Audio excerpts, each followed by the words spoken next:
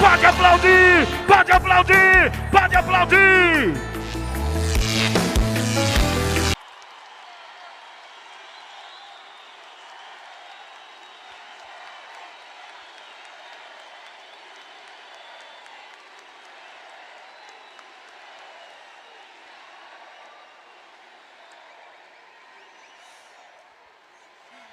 Bom dia!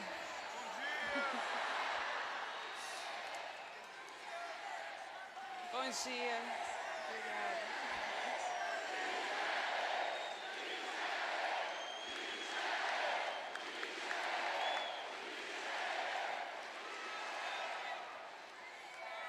Obrigada. Obrigada. Obrigada pelo carinho. Obrigada pelo carinho. Obrigada pela presença de todos vocês aqui. Obrigada pelo apoio. Obrigada pelas orações. Obrigada por todos aqueles que rezam por nós, daqueles que mentalizam coisas boas ao nosso respeito. Deus é muito bom. E não tem sido fácil, realmente. Nós estamos aqui no momento aonde passa um filme pelas nossas cabeças. É um momento de muita emoção.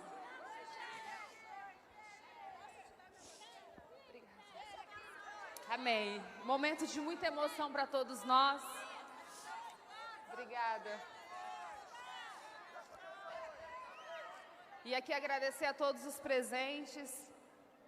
Agradecer toda essa força. Agradecer também a equipe de produção que organizou tudo, que colocou acessibilidade para a comunidade surda.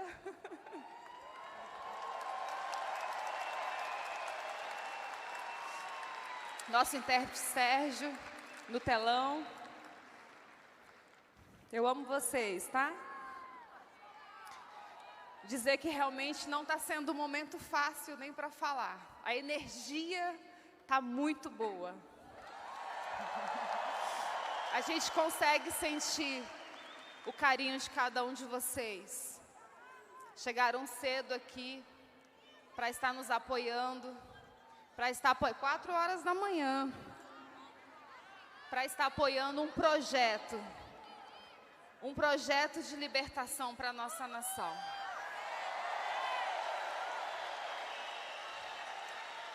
Meus queridos, há 4 anos nós passamos por essa experiência e a gente não tinha ideia do que nós iríamos enfrentar. Amém. Nós não tínhamos ideia do que estava por vir. Mas, como eu falei ontem, em Vitória, Espírito Santo, que quando eu cheguei ali na Santa Casa, que eu vi o meu marido ali deitado naquela maca, desconfigurado, eu olhei para o teto do hospital e falei: o Senhor tem o controle de todas as coisas. Não cai um fio de cabelo da nossa cabeça e uma folha de uma árvore sem a permissão do Senhor. Se for para a vida, glória a Deus. Mas se for para a morte, glória a Deus.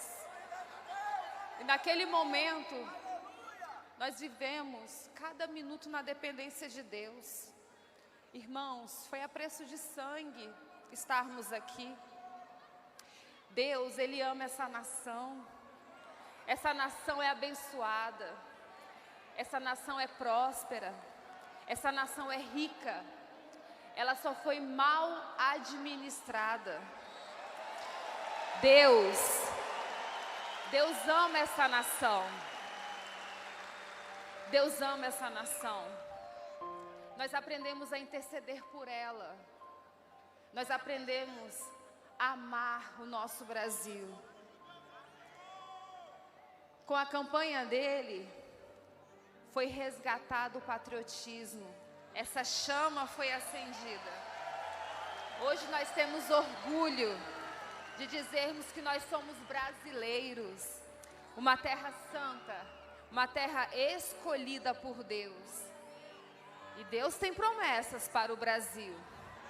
E todas as promessas irão se cumprir. Enquanto existir esse joelhinho aqui, as promessas de Deus irão se cumprir. E graças a Deus, Deus tem dado sabedoria, Deus tem dado discernimento. Gente, eu tenho falado de Deus porque é o nosso pilar.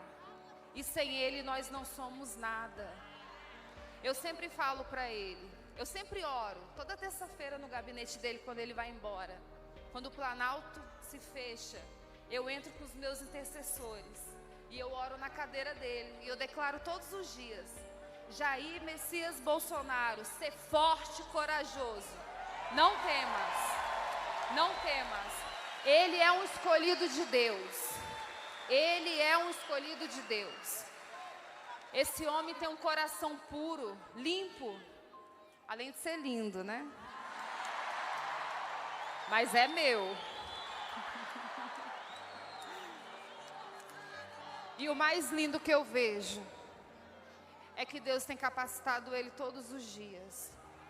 E muitas vezes, queridos, ele dorme angustiado, ele deita angustiado. E de madrugada, ele é meio sem noção com o celular, tá? Mas quando eu vejo ele assistindo ali, ouvindo Paulinho Gogó, Ceará, da Praça é Nossa, e eu vejo aquela alegria, aquele sorriso vindo de dentro, eu falo: glória a Deus. Ele me acordou, eu tô com raiva dele, mas glória a Deus porque ele amanheceu bem. E eu tenho certeza que ele vai ter um dia bom. Não é fácil estar do outro lado. A reeleição não é por um projeto de poder como muitos pensam. Não é por status, porque é muito difícil estar desse lado. A reeleição é por um propósito de libertação. É por um propósito de cura para o nosso Brasil. Nós declaramos que o Brasil é do Senhor. Feliz é a nação cujo Deus é o Senhor. E o Deus é o Deus do nosso Brasil. Aleluia. Irmãos, tem tantas passagens que falam da nossa nação, tantas promessas. E Deus ainda fala mais. Deus ainda fala mais. Que quando o justo governa uma nação, o povo se alegra. Mas quando o injusto governa, o povo geme. E nós cremos que é um momento novo para a nossa nação. Eu, como cristã, e muitos aqui estamos na mesma corrente, na mesma aliança de intercessão e oração pelos governantes. Nem precisa muito, é só você obedecer. Obedece os mandamentos do Senhor. Orai pelas autoridades instituídas e tudo vai dar certo. Esse é o momento que Deus tem aberto os nossos olhos. Eu não entendia, meus queridos. Ele um deputado, ralézinho, né? Não tinha partido, não tinha dinheiro, mas justo. E Deus ama a justiça e odeia a iniquidade. Eu, uma dona de casa, que cuidava dos nossos filhos, para ele ter paz, para ir toda terça-feira para Brasília e voltar toda quinta para o Rio. E o Senhor vê graça em nós. Fácil não é. Passamos por um atentado, tem sequelas até hoje. Eu tenho doença autoimune. A minha filha teve síndrome do pânico. A nossa família é atacada, a nossa G, 1 aninho e pouco, atacada. Muita maldade. Não querem ver o bem do nosso Brasil. Falam, são vários rótulos que ele tem. Falam que ele não gosta de mulheres. E ele foi o presidente da história que mais sancionou leis para as mulheres, para a proteção das mulheres. 70 leis. 70 leis de proteção para as mulheres. Falam que ele não gosta de mulheres, mas ele sancionou a lei que dava direito às mães com filhos de microcefalia de receber o BPC. Ele está cuidando de uma mulher mãe. Quando ele cuida de uma criança rara, ele está cuidando de uma mulher mãe. Quando ele leva água para o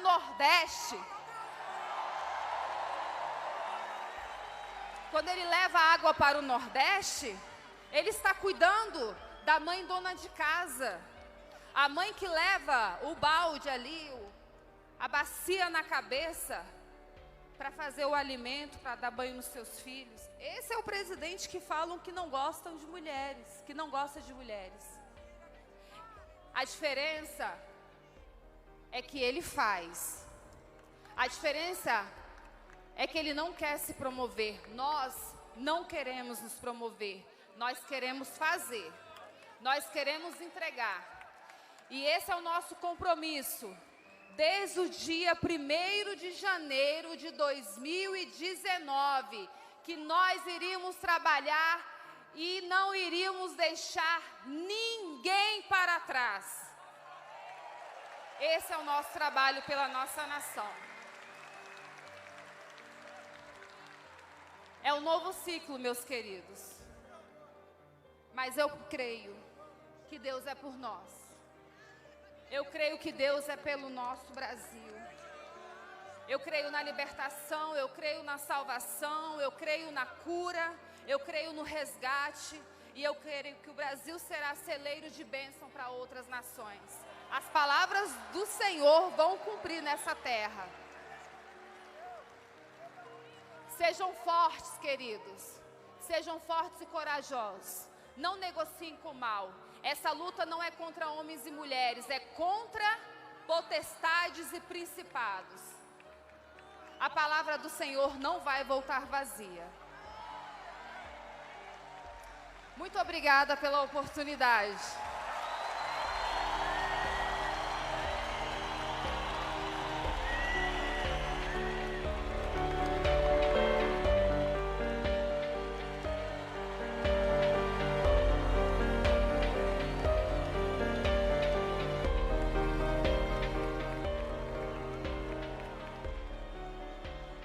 Obrigado, meu Deus, pela minha segunda vida e pela missão de ser presidente dessa nação.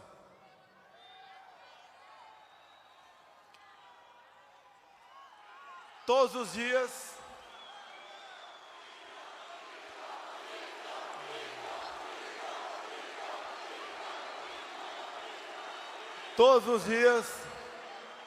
quando me levanto,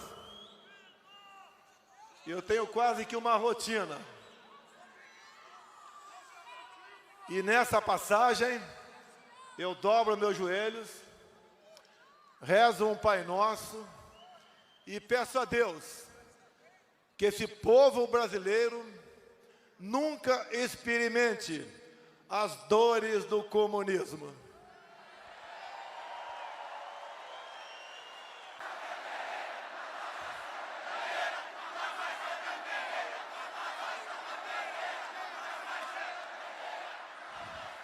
Peço também a Ele, mais que sabedoria, Peço força para resistir e coragem para decidir. E estou sendo atendido.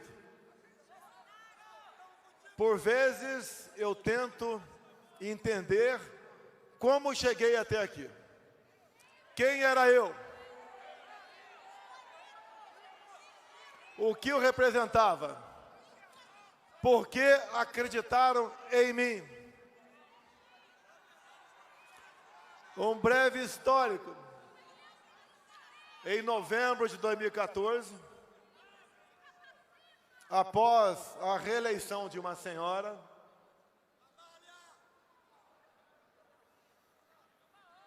em casa, aqui na Tijuca, eu falei, temos que mudar o Brasil. Como mudar o Brasil? Um parlamentar do baixo clero, que tinha sido reeleito para o seu 7º mandato. Como enfrentar pessoas poderosas? Isso está registrado em um vídeo no YouTube, na Academia Militar das Agulhas Negras. Me dirigi a uns 400 cadetes que esperavam a hora de entrar para serem declarados aspirante oficial. Está no YouTube. Falei até sobre morte, o que poderia acontecer. Comecei a andar pelo Brasil. Aos poucos, pessoas foram acreditando em mim. Tem uma passagem, sozinho, pelo coração do estado do Amazonas, Manacapuru. Chegando ali no porto, sozinho, tinha umas 200 pessoas me esperando. Tenho certeza que tínhamos as mesmas dúvidas. Eu perguntava para mim mesmo, o que eu estou fazendo aqui? E eles, com toda certeza, deviam estar perguntando, o que esse cara veio fazer aqui? Sozinho? Lembro de uma passagem por Cuiabá. Cheguei arrebentado num hotel, talvez 3 estrelas. Estava tão cansado que não conseguia dormir. Desci para conversar com a única pessoa que atendia na portaria. Plantão da hora, que é papo. Estava eu lá, conversando com o porteiro. Em dado momento eu falei para ele que estava fazendo campanha para ser presidente da República. Ele sorriu. O ambiente estava bastante descontraído. Eu também gargalhei. E daí, eu fiz uma pergunta para ele. Já que era uma pessoa humilde, eu falei, o que é mais difícil ou mais fácil? Eu me eleger presidente ou você comprar o hotel? Ele me respondeu, muito mais fácil comprar esse hotel. Eu gostaria de me encontrar com essa pessoa hoje em dia. Mas não para falar, eu sou presidente e você continua na portaria. É para conversar com ele e falar que, nesse país, quando temos fé, temos vontade, acreditamos, os seus sonhos tornam-se realidade.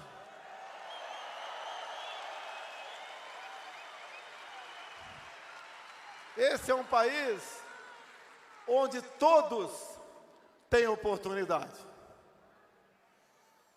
Quantas vezes eu ouvi pelas ruas, todo o poder emana do povo.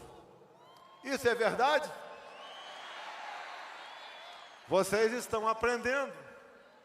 Até porque tem uma passagem bíblica que diz, por falta de conhecimento, o meu povo pereceu. Quando se fala em poder do povo, Alguém acha que o povo cubano ou venezuelano não quer a liberdade? Querem a liberdade. Tem? Não. Mas por que chegar nesse ponto? Escolhas erradas.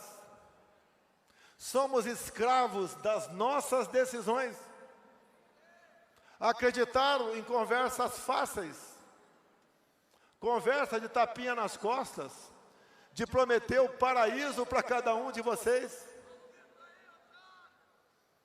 A vida de ninguém é fácil. E para superar as dificuldades, quem tem que estar na frente é cada um de vocês. Não é o presidente, o governador Castro ou um prefeito. A nossa missão é não atrapalhar a vida de vocês.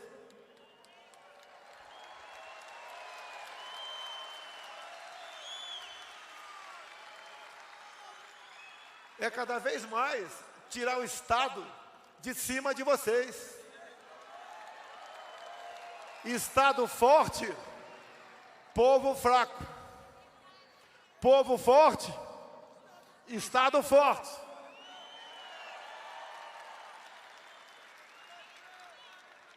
Sobrevivemos a um atentado. Deus me salvou.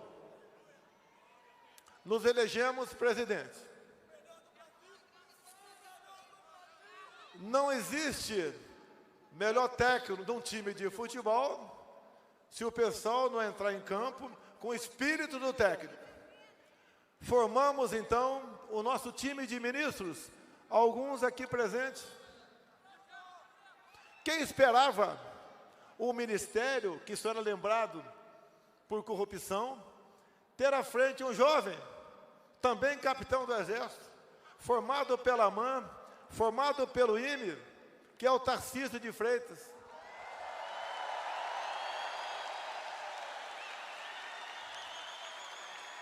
O que o Tarcísio fez?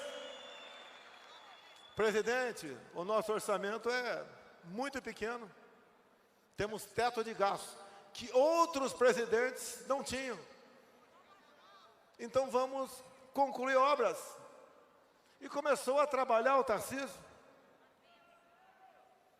concluindo rodovias, chamando o Exército Brasileiro, com seus batalhões de engenharia, a trabalharem.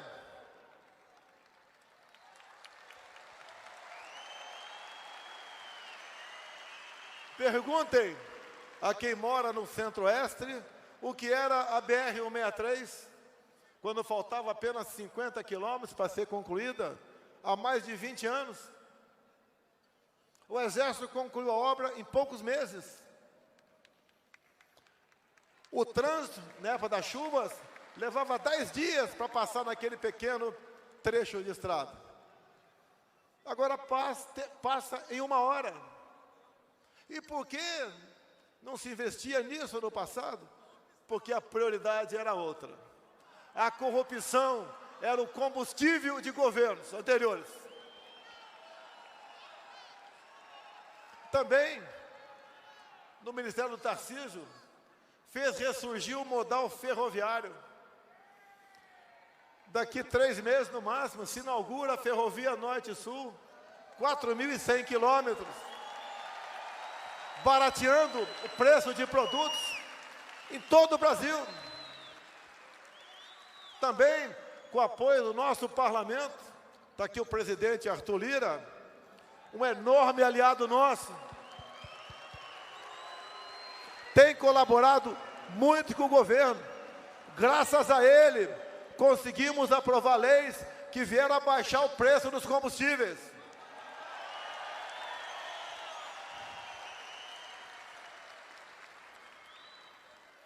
A grande maioria dos parlamentares, cada vez mais, estão com o governo e o governo está com eles. Temos 3 poderes, mas o legislativo e o executivo são irmãos. Nós temos que respeitar a Constituição, jogar dentro das 4 linhas, que pese um ou outro de fora está dando tijolada para dentro do campo. Vamos superando a tudo isso daí. Tivemos também um ministro, que está licenciado agora, Rogério Marinho, que concluiu as obras da transposição do São Francisco. Era para ter acabado, a obra era para ter terminado em 2010, passou para 12, 14, 16. A obra transpôs apenas dinheiro para o bolso de corruptos, e não água. Concluímos isso. Água, em grande parte do Nordeste, é uma realidade. Também o nosso Exército, com a Codevasp, fura dezenas de poços todos os meses, levando dignidade a essas pessoas. Eu estou mostrando o que nós fizemos, o que pretendemos continuar fazendo. Isso não é virtude, é obrigação.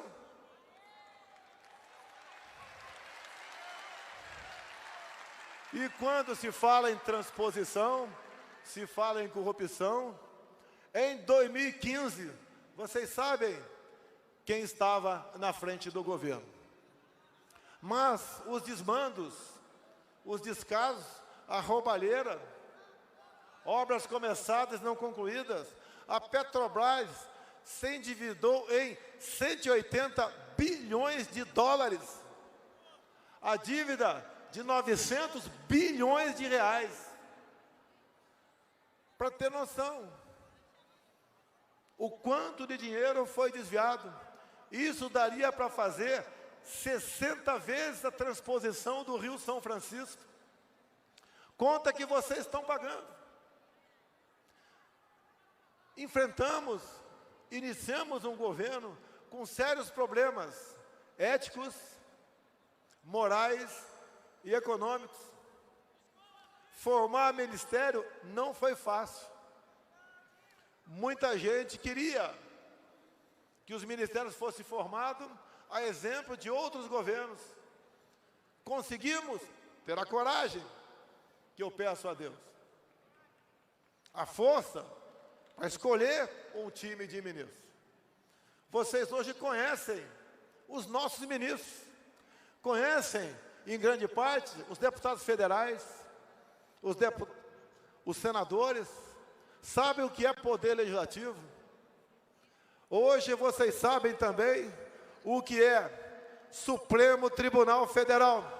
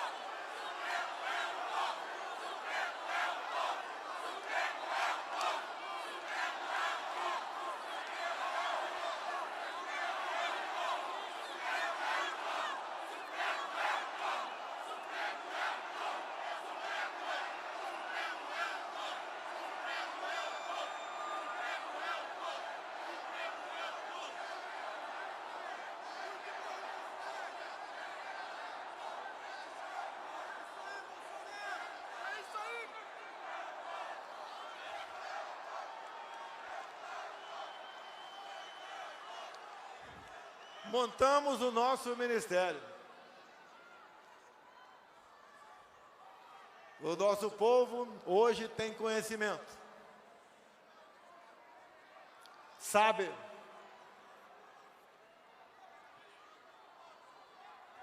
pelo que deve lutar. O poder emana do povo se o povo bem escolher os seus representantes. Como disse a minha esposa aqui, a minha vida não é fácil, mas eu fui voluntário. Em 2020, onde muitos obrigaram a todos a ficar em casa, e eu falei, vamos combater o vírus e também fazer com que a nossa economia não seja destruída. com a obrigação de ficar em casa.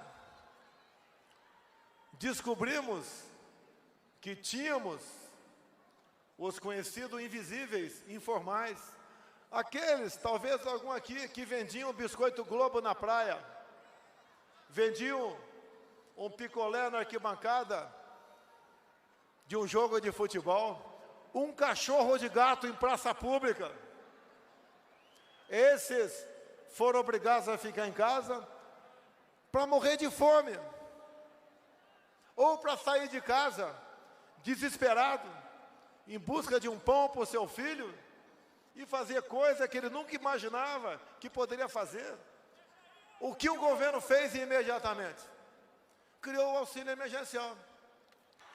Nós gastamos em 2020, com auxílio emergencial, o equivalente a 15 anos de Bolsa Família. Como esse governo não pensa nos mais pobres? Esse governo, no final do ano passado, dentro da responsabilidade fiscal, extinguiu o Bolsa Família, que pagava em média R$190. Tinha mulheres ganhando R$80. Passaram a ganhar, no mínimo, R$400. E agora, com o apoio do nosso parlamento, deputados e senadores, passamos para R$600.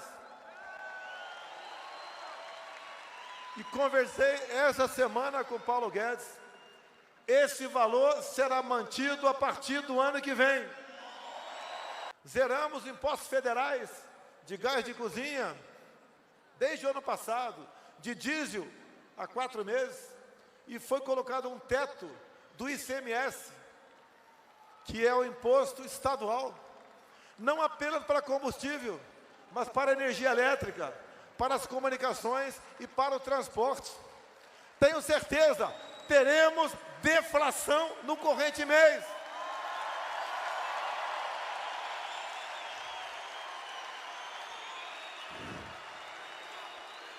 Eu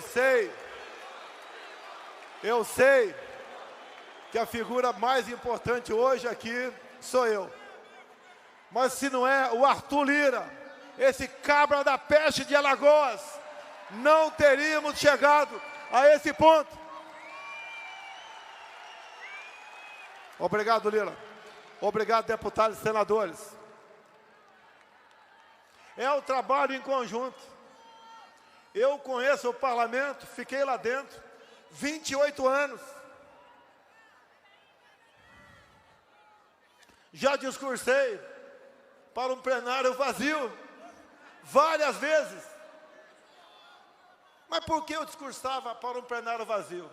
Para poder ter um espaço à noite, ir na Voz do Brasil.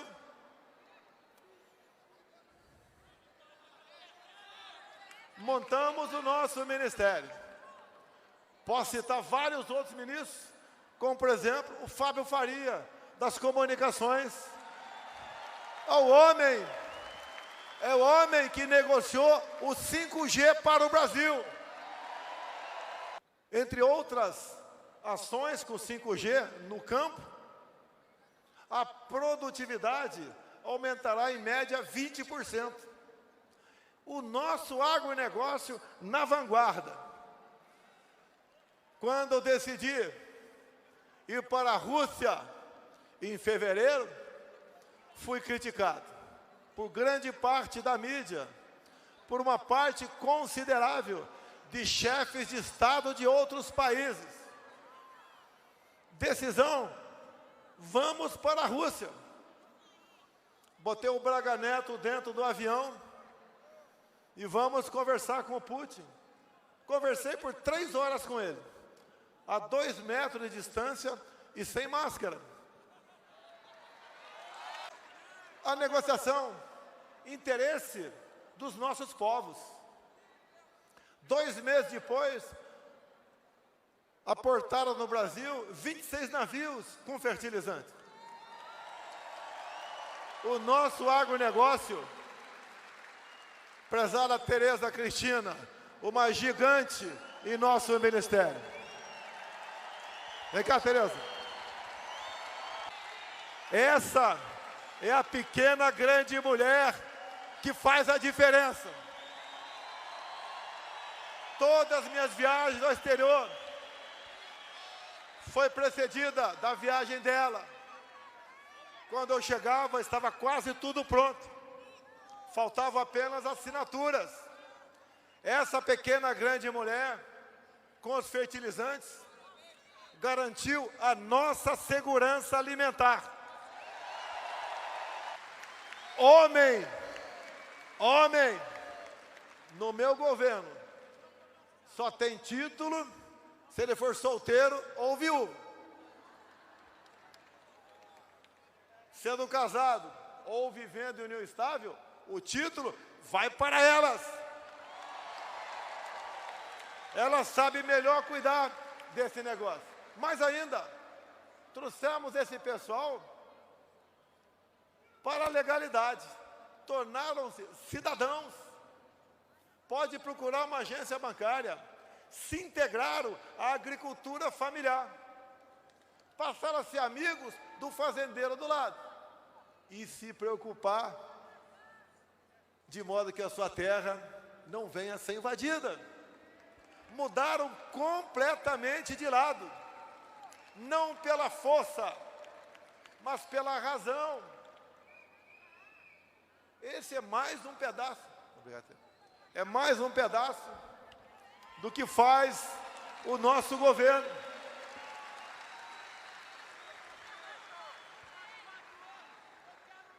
Em 2020 e 2021, pandemia, lamentamos todas as mortes. Fizemos o possível. A condução do combate à Covid, por decisão judicial, passou a ser de governadores e prefeitos. Alguns conduziram muito bem, outros nem tanto. Esses nem tanto fizeram com que vocês experimentassem um pouquinho o que é ditadura. Fique em casa, mandando a sua força policial prender surfista, prender mulheres em praça pública, prender pequenos comerciantes que tinham botado o teu carrinho numa esquina, porque ele precisava alimentar a sua família. E também grave, Marcos Feliciano, mandaram fechar igrejas e templos religiosos. Nem em guerra se fecha uma igreja ou um templo religioso. Alguns governadores, em especial do Nordeste, tomaram medidas restritivas não permitidas sequer em estado de sítio, que eu posso pedir, mas o decreto vai para o parlamento. E se algo errado acontecer durante o estado de sítio, eu, presidente, respondo. Esses que abusaram não responderam por nada. Nós temos que pensar não apenas no Brasil do presente, no Brasil do futuro. Temos que nos anteciparmos a problemas. E olhem só, quando se fala em Nordeste, já começa a sair da prancheta a construção de eólicas offshore, ou seja, torres de energia construído na costa do Nordeste, do nosso Nordeste, tão esquecido por aqueles que diziam amar o nosso povo de lá. O caráter desse presidente da comissão, que foi ministro da Justiça de Fernando Henrique, que foi procurado pelo então sindicalista Lula para botar em liberdade 10 sequestradores. E chamou os sequestradores de meninos que se equivocaram quando fizeram o sequestro. Esse mesmo cara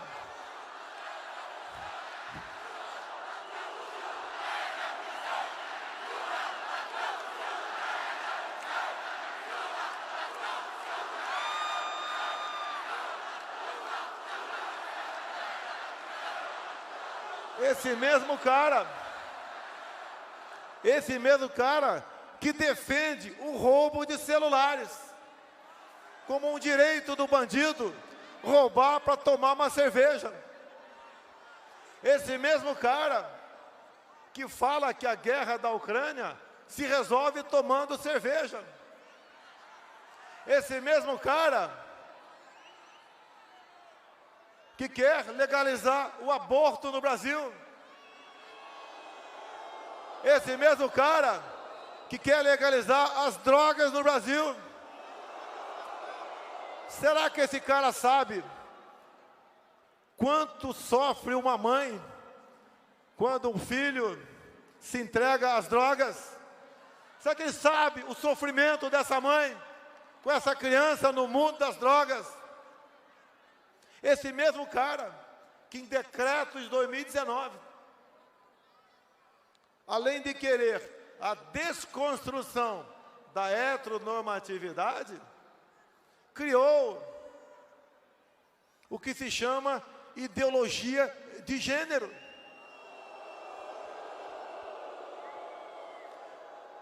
Com isso, emboscar nossos filhos e netos a partir dos 5 anos de idade, dentro da escola,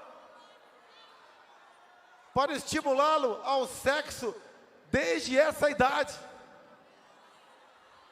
Isso não é papel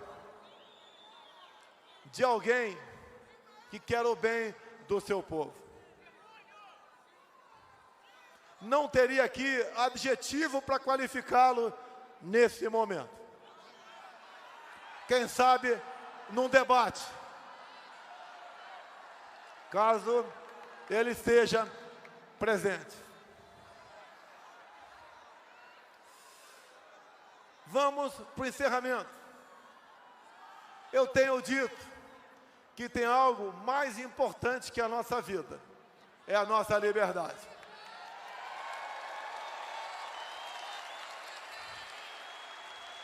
Eu quero me dirigir àquele jovem de esquerda que fala que é bacana o outro lado. Esse jovem de esquerda, como quase todos os jovens, tem um telefone celular. Dizer para esse jovem de esquerda que o seu candidato prega o controle social da mídia, diz que quer regulamentar as mídias sociais. Diz esse jovem que país como Coreia do Norte, Cuba, a internet só é acessada para você ver conteúdos do governo.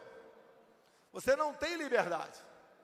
Você quer perder a sua liberdade nas mídias sociais? Esse jovem quer perder a sua liberdade nas mídias sociais. A nossa imprensa quer ser controlada por esse outro governo. Por pior que sejam algumas matérias contra a minha pessoa. Eu entendo como liberdade, mesmo sendo injusta, na maioria das vezes, essa matéria. Pior que uma imprensa trabalhando mal é uma imprensa fechada. Jamais defenderei o fechamento da mídia no Brasil.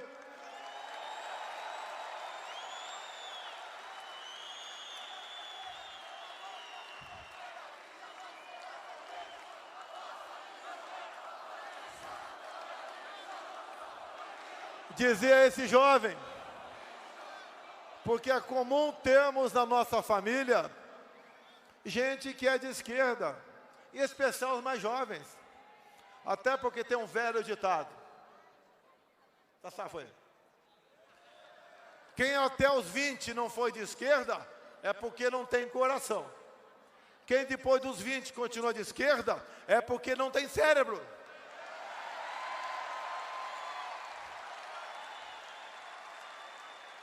Se os pais tiverem condições, pague uma passagem para esse jovem, prezado governador Denário, e ir para o seu estado, Roraima,